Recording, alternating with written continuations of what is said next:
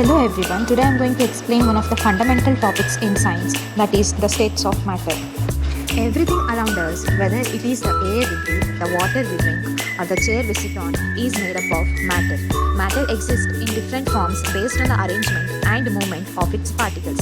In this presentation, we'll understand what matter is, its different states, and how matter changes from one state to another. Before we begin, let us think about a few simple questions. First, why does ice melt when it is left outside the freezer? Second, why does the smell of perfume spread throughout a room even if it is sprayed only once? And finally, why can we not hold air in our hands like we can hold a book? These everyday observations are all related to the different states of matter and the movements of particles. By the end of this presentation, you will be able to answer all these questions. Let us first understand the meaning of matter. Matter is anything that has mass and occupies space. Everything that we can see, touch, or even cannot see, such as air, is considered matter. Examples include water, wood, stone, air, and many other substances. Matter is made up of extremely tiny particles that are too small to be seen with our naked eyes. These particles are constantly moving, and the way they are arranged determines the state of matter. Matter exists in different forms known as states of matter. The three basic states of matter are solid, liquid, and gas. Apart from these, there are two different states of matter called plasma and Bose-Einstein condensate, which exist only under special conditions. The state of matter depends mainly on temperature and pressure. When heat is added or removed, the particles gain or lose energy, causing matter to change from one state to another. Now let us discuss the first state, which is solid. In solids, the particles are packed very closely together because there is very little space between them. Solids are difficult to compress. They have a fixed shape and a fixed volume. The particles cannot move freely, they only vibrate around their fixed positions. Examples of solids include ice, sugar, wood, stone, and metal. Because the particles are tightly packed, solids are generally hard and rigid. The second state is liquid. In liquids, the particles are not as tightly packed as in solids. They have enough space to slide past one another. Liquids have a fixed volume but do not have a fixed shape. Instead, they take the shape of the container in which they are kept. Although liquids can slowly flow, they are still difficult to compress because the particles remain fairly close together. Examples include water, milk, coffee, blood, and oil.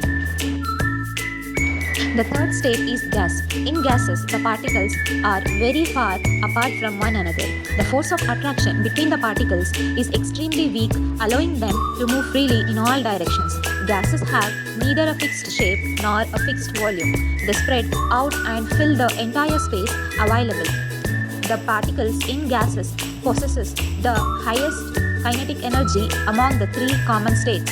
Examples include oxygen, nitrogen, carbon dioxide, helium, and the air around us. Another state of matter is called plasma. Plasma is formed when a gas is heated to extremely high temperatures. At such high temperatures, the atoms lose electrons, producing charged particles called ions. Because of these charged particles, plasma can conduct electricity. Although plasma is not commonly found in our daily lives, it is present in lightning, the sun, stars, fluorescent lamps, and neon signs. Scientists consider plasma the most abundant state of matter in the universe. The final state is known as Bose-Einstein condensate, or BEC.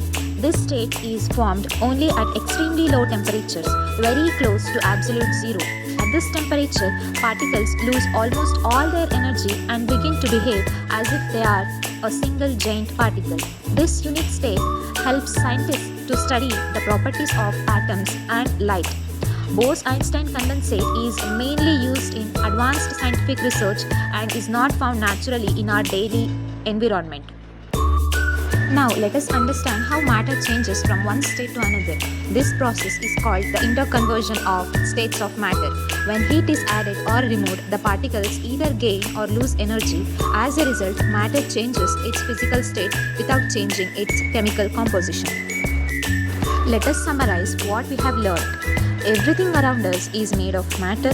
Matter exists mainly as solids, liquids, and gases, while plasma and Bose-Einstein condensate are special states that occur under extreme conditions. Each state has different properties because of the arrangement and movement of its particles. Matter can change from one state to another through heating or cooling, such as melting, freezing, evaporation, and condensation.